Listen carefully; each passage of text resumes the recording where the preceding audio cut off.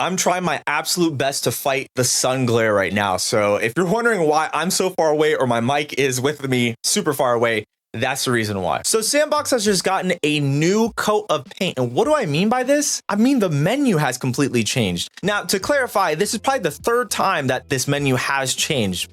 Probably fourth time, to be completely honest, since it started development on the Source engine. But that's not the entire point. We finally have a new menu, and today we're going to be going through the different sections of the menu and see how everything has changed and hopefully how this can improve your experience with navigation. Let's start off with home. Now we have a lot of new sections that are here, which we're going to be going through. Let's start off with the active lobbies. I know a ton of you guys are probably going to be confused about this, but active lobbies is essentially kind of like a server browser. I know many people who've played Gary's mod and decided to download S&box got really frustrated with the idea that there wasn't some sort of server browser.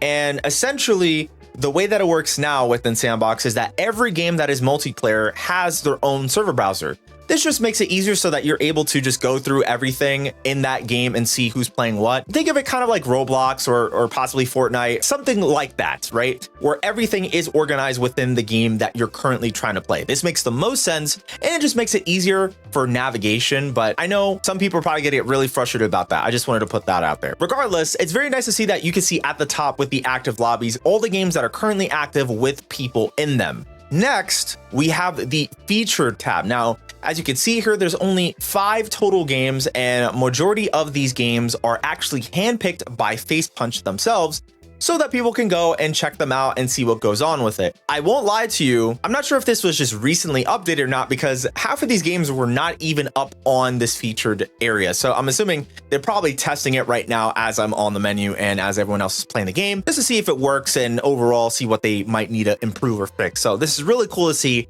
that it actually just got changed again. Next, we have the 3 bottom categories. We're gonna start from left going to the right. The first one on the left is favorites, self-explanatory. All your games that you favorite, which you can go and do so by clicking on the title of the game, as it'll bring up the information like this.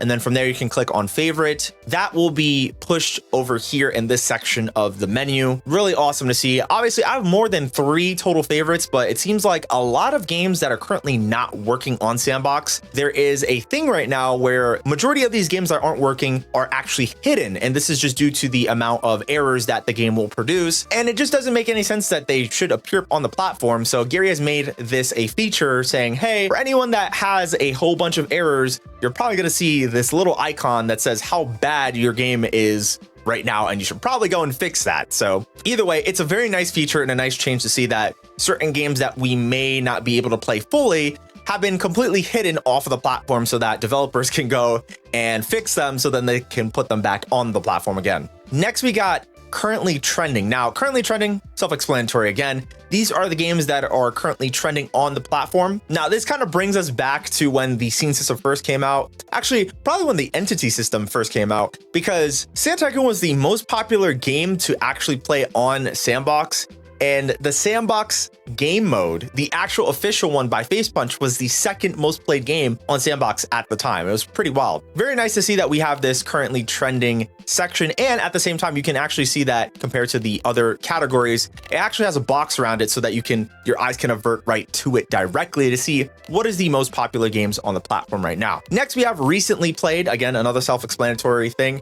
All the games that you played recently, they're going to be set right here. And this is where you can go and join back in again or check them out or whatever it might be. Next, we have the game section. Now, this is probably one of my most anticipated areas ever within the menu. Why? With navigation, it is the most important. And ever since I actually seen the sneak peek of this last night, due to the commits that are on the S&box Discord, I seen this and I was like, oh, this is awesome. All the games are here. They're kind of all smashed together. And I know some people might say this is a little bit overwhelming, but it's not really that bad if you think about it. You're able to take your time and see which games are there as depending on what's going on. There's a couple of different games that you can kind of see, but majority of all the games that are here, you are stacked with just options of games to choose from. Things that I would have to say that are updated. The unplayed and updated icons have been updated. Let's just say that. Also, the sun is in my face. They have been updated, and this is a really nice welcome change. Why? Because if you have not played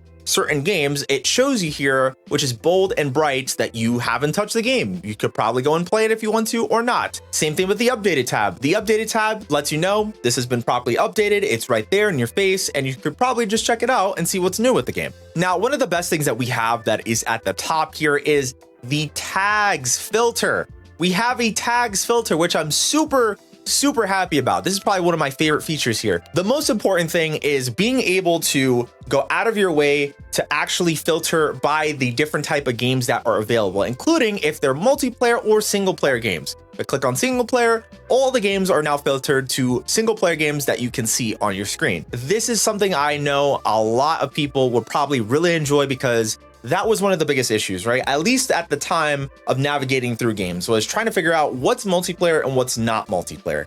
So now it's completely simple. You can do that. You can also filter by the different type of styles, the different type of genres, a whole bunch of different things here. Really cool. Super happy about that. Of course, we got some other things that are here too in the game section, including if you go to, let's say, a organization's name or a person that has made the game, if you click on it, it'll actually filter all the games that they've created on S&box. And the best part about this is at the top, there's also a maps section. The map section will show you, again, all the maps that they have made, which is really cool, so that you can see all the different types of content and things that they've made for the game the best way possible through these different tabs. And also, again, with the tag system, if you're looking for something completely specific. So moving on to the game jam section, this one is fairly simple and very self-explanatory. These are all these submissions that you will see of games for the game jam that is currently going on right now. As you can see, there is over 12 different submissions. And how do we know this? Well, you can see it right here. It just kind of just shows it to you. Plus, the really cool thing is that you're able to view the contest online. So it will take you to the game jam page to learn all the information and see all the information that is provided for the game jam, which is really dope. I actually like this, and it's cool to see. And of course, we got the map section. Again, the same thing like the games. You have the different type of tag filters that are up top, which you can go and search and filter through. And then you have the rest of the maps, which you can see here. And again, same thing. You could go and click on anyone's name and you can see the maps they made or games, whole bunch of other stuff like that. But it's really cool to see, because I know this is one of the most important things that many people have been trying to figure out, is seeing the maps, seeing what's available, all the other good stuff. Of course, with the avatar page, nothing really has changed here. It's pretty much the same avatar page since the last time that they changed it. And it is cool to see, but at the same time, I know there's not really too much going on. It's very prototype-ish. So I know some of you are gonna say, why is Terry still here? We don't know when Terry's gonna get removed, other than Terry is going to be removed at some point in the near future. That's all. Overall, I'm very happy to see that with this new S&box menu, we finally have a awesome, clean looking menu. Don't get me wrong, I really like the other menu,